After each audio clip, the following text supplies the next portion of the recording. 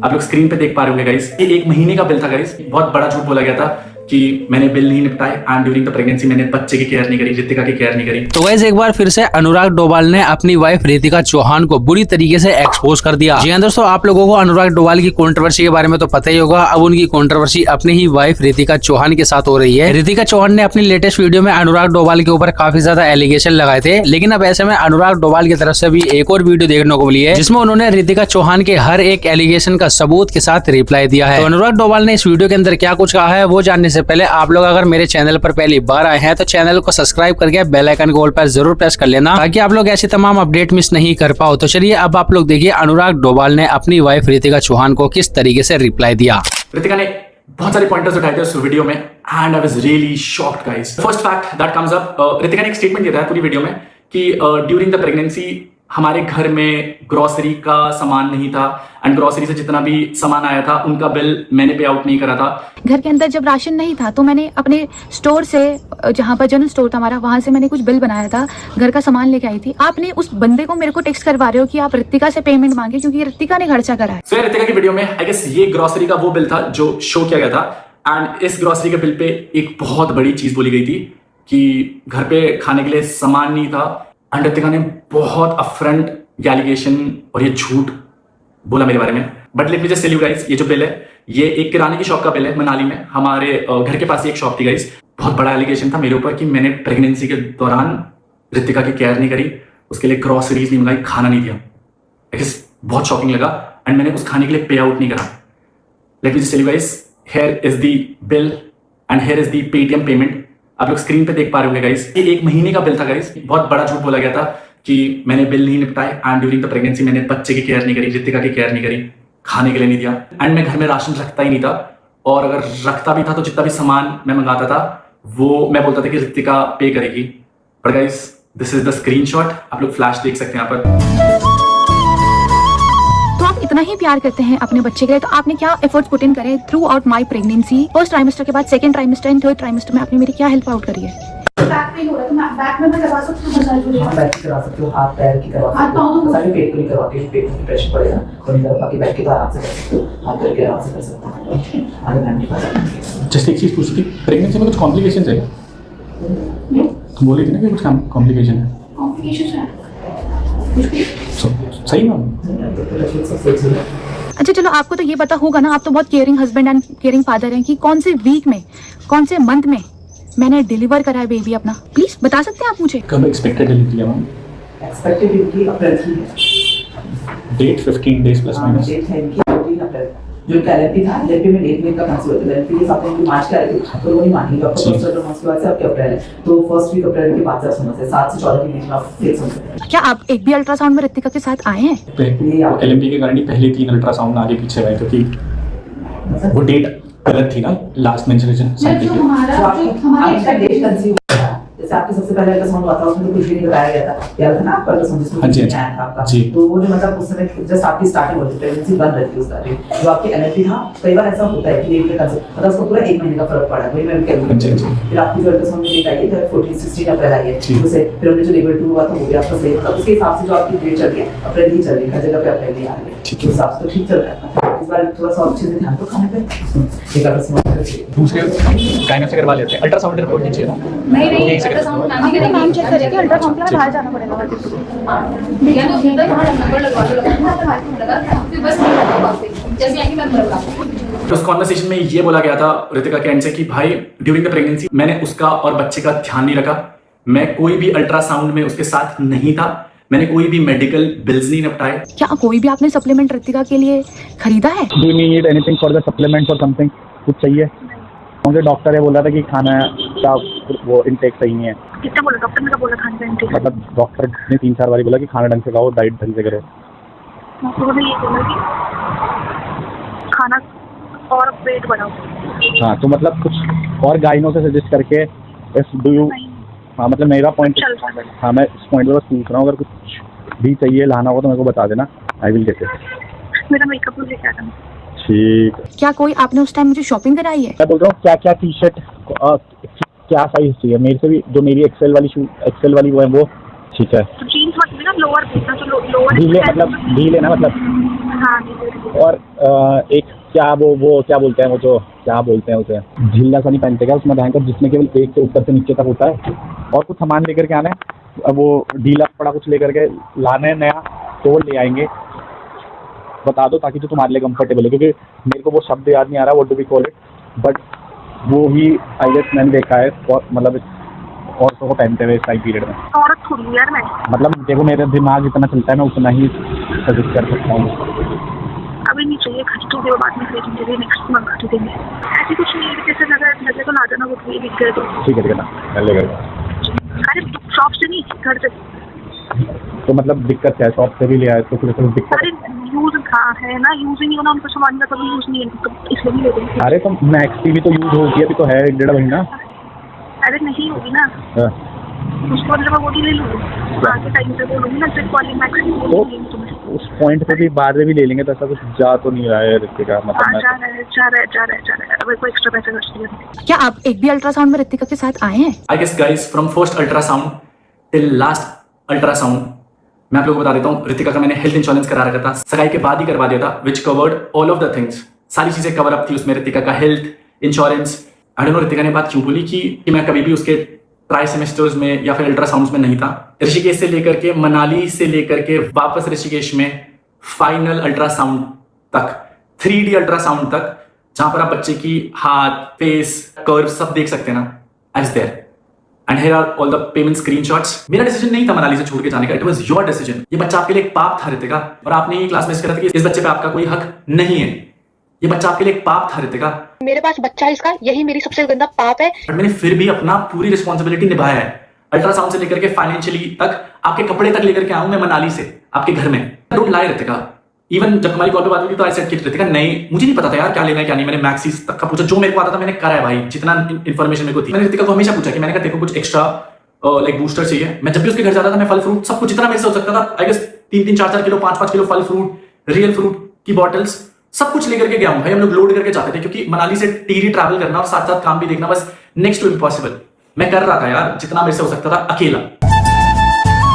आप मुझे 37 लाख देंगे जिस लड़की ने आपके अंडर स्टेज के लिए 15 to 17 लाख रुपए का आपको हेल्प आउट करा था, आपकी अंडर स्टेज चलाने के लिए, आपका प्रोजेक्ट चलाने के लिए। ये मेरे अकाउंट की ट्रांजेक्शन है आपके अंडर स्टेज के लिए, राइट? सामने खड़ी है और ये बोलना रितिका कि तुमने मुझसे पैसे मांगे।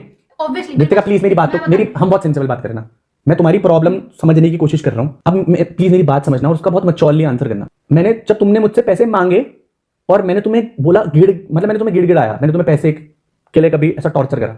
टॉर्चर नहीं वर्ड यूज करा। हाँ मतलब शी हैड टू बैक, मतलब हाँ, बैक। उसको क्या हुआ सेकेंडरी है। कब कभी भी मेरे को जैसे कुछ भी चीज चाहिए होगी तुम नहीं दिलाते हो वो चीज कभी मेरे को। अरे रितिका कब? के पास है ऑलरेडी। कब रितिका? अच्छा रितिका सुनो ना, मैं बता। कौन से 50,000? कैश था मेरे पास 50,000।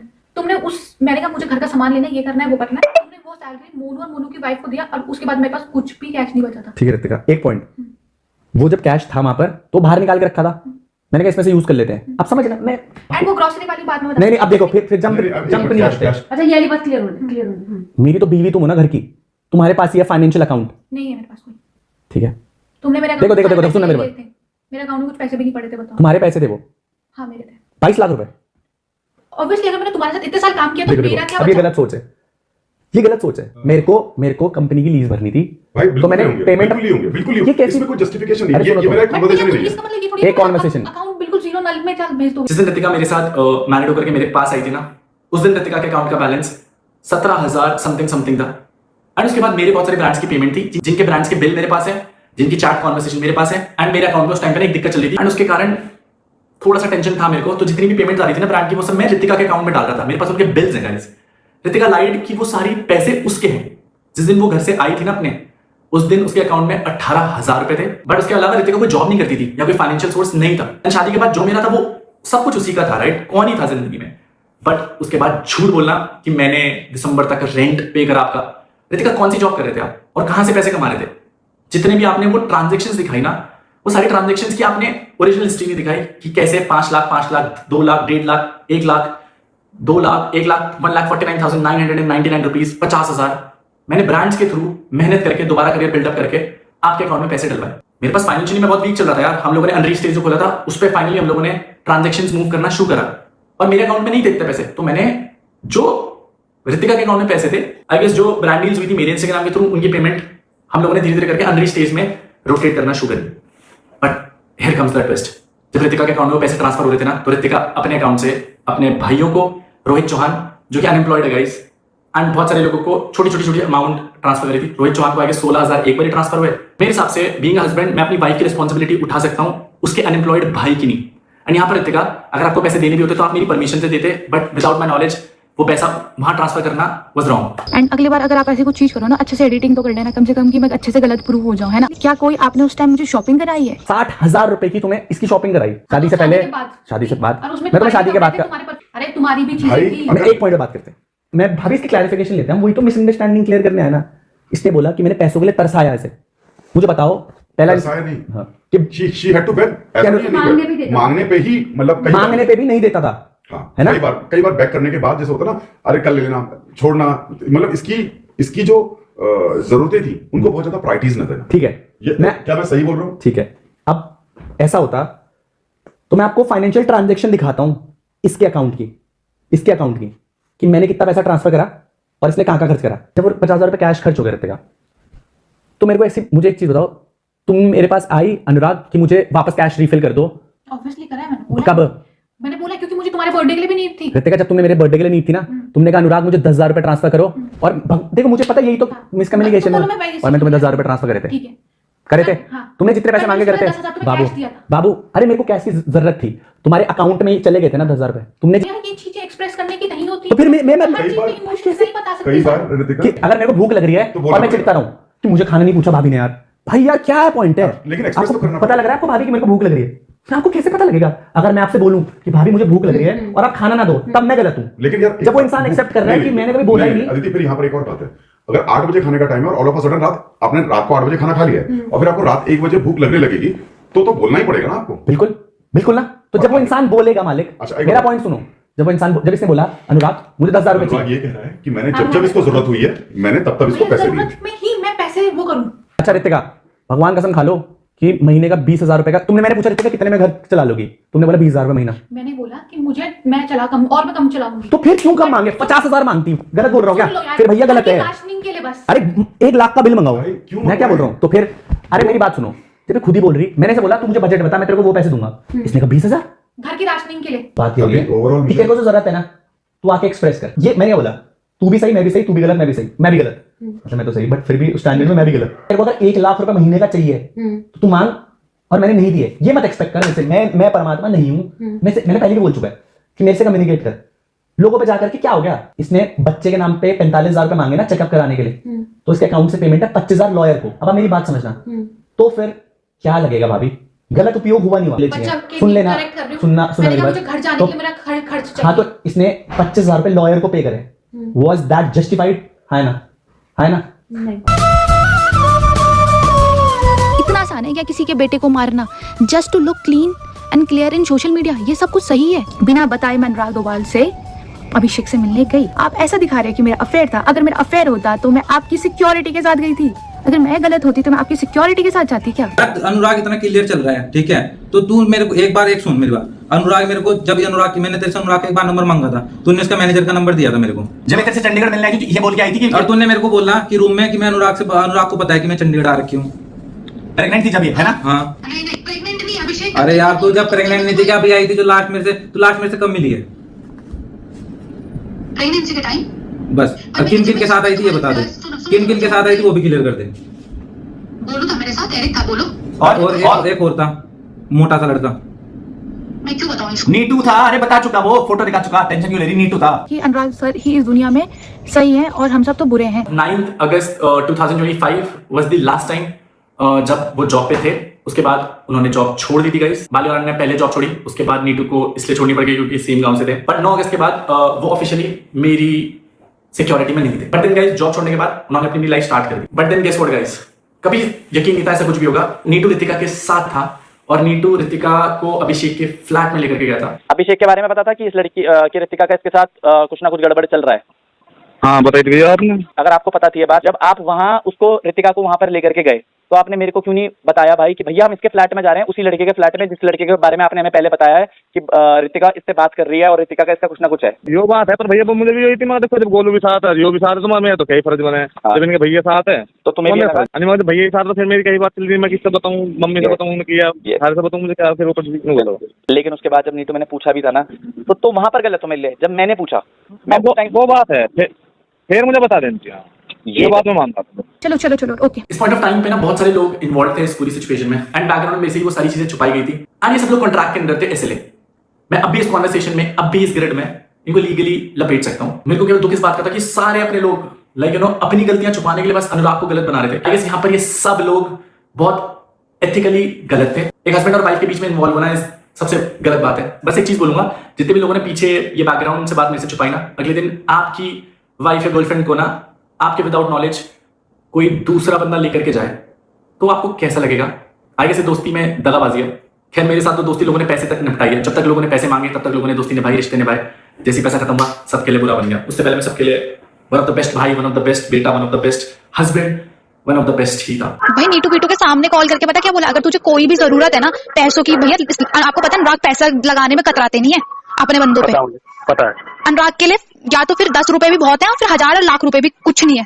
भैया आप मेरे को 37 लाख रुपीज देंगे? आप सारी गाड़ियां बेच करके मैं आपको 12-12 लाख रुपए देकर के आ रहा हूं और बैकग्राउंड में आप वो पैसा अभिषेक को ट्रांसफर कर रहे हैं। जी हाँ गाइस, वही अभिषेक जिसको हमने पकड़ा था। 9 को मेरे पास फोन आया था शाम को ऋतिका का कि 1 लाख रुपए दे दो, मैं कैश दे दूंगा। मैंने कहा मेरे पास कैश दे दूंगा 1 लाख रुपए। मेरे भतीजे का बर्थडे था, मैं फोटो हाँ जी पता मुझे, क्योंकि उसको मैंने कितना कैश दे रखा था, वो 12 लाख रुपए मैंने दिए और ऋतिका ने वो कैश देने से मना कर दिया।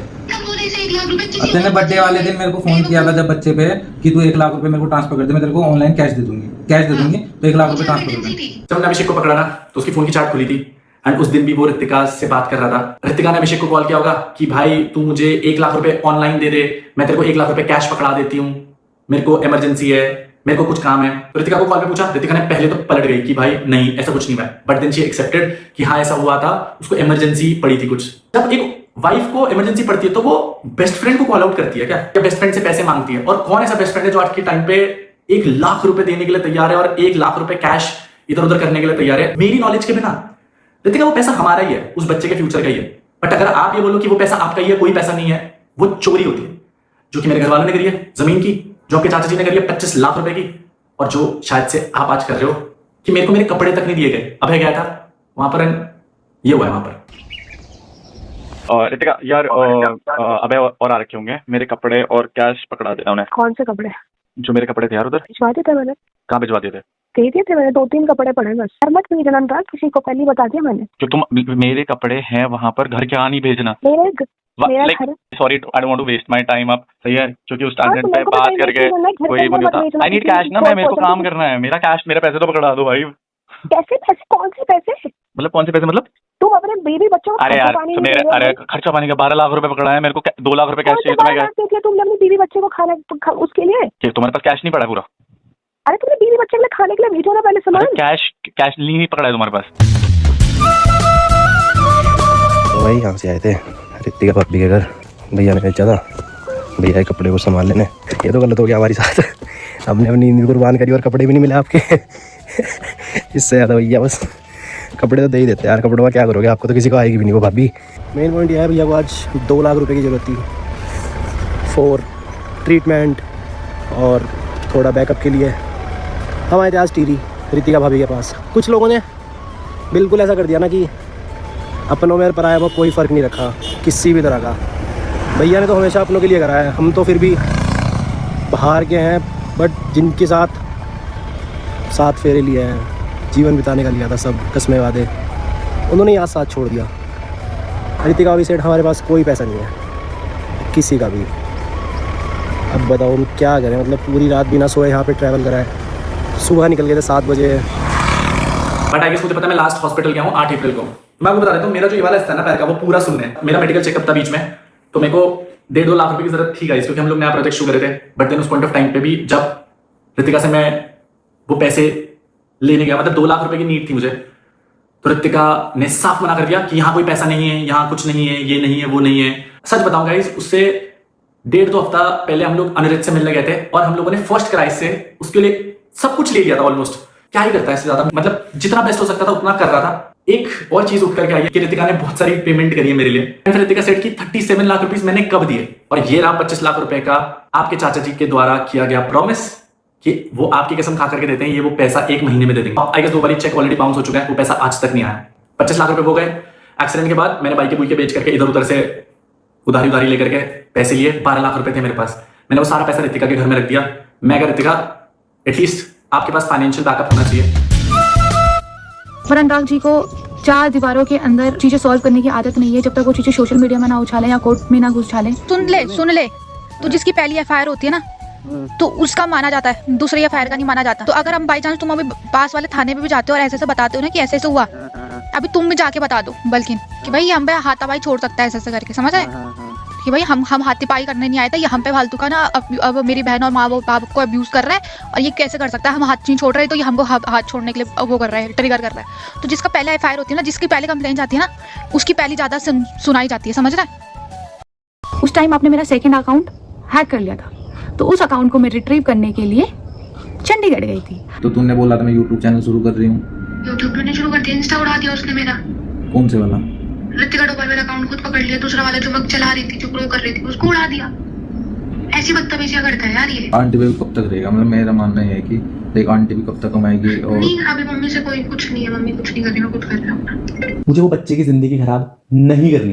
बच्चे की नहीं, आपको आप एक दूसरे की जिंदगी खराब नहीं करनी। मैं रितिका की जिंदगी भी खराब नहीं करना चाहता, मैं आपको सच बता रहा हूं। अपनी भी मेरे ऊपर ना लांछन मुझे पसंद नहीं, क्रिस्टल क्लियर। रितिका, और ये चीज मैं क्यों बोल रहा हूँ क्योंकि बहुत टाइम से रितिका सोशल मीडिया पे पोस्ट कर रही है कि एक इंसान की सच्चाई दिखाऊंगी, मेरा इंस्टाग्राम हैक कर लिया, सब सच्चाई दिखाऊंगी। नहीं तो मैं कंप्लीट कर लेता हूँ। आपने करा? मैं आपको बताता हूँ अब मेरी बात भी हुई थी। मैंने इसका इंस्टाग्राम आईडी इसलिए लॉग आउट करी इससे क्योंकि ये डैमेज ही कर रही थी, डैमेज कंट्रोल के लिए। एक टाइम पे कलंक भी आया था, बहुत हवा में उड़ता हुआ इन सब चीजों को बोलता हुआ इंटरनेट पे कि थूक के चाट लूंगा अगर अनुराग तूने मेरी बातों का रिस्पॉन्स कर दिया या तूने मेरी बातों का जवाब दे दिया। 2 महीने हो गए भाई, आपने बोला था आप एक जुबान के होंगे, आपने मम्मी की कसम खाई थी, आपने बोला था थूक के चाटूंगा, आपके सारी चीजों के झूठ हमने इंटरनेट पे प्रूव कर दिया, अब आप भाग गए। The point is that in लोगों को लगता था कि मैं कभी आकर के सामने सच नहीं खोलूंगा, इन्होंने हमेशा थ्रेट करा है सोशल वाले पॉइंट ऑफ व्यू से। बट लाडले सीन्स ये हैं कि आज की डेट में मेरे पास कुछ होने के लिए है ही नहीं।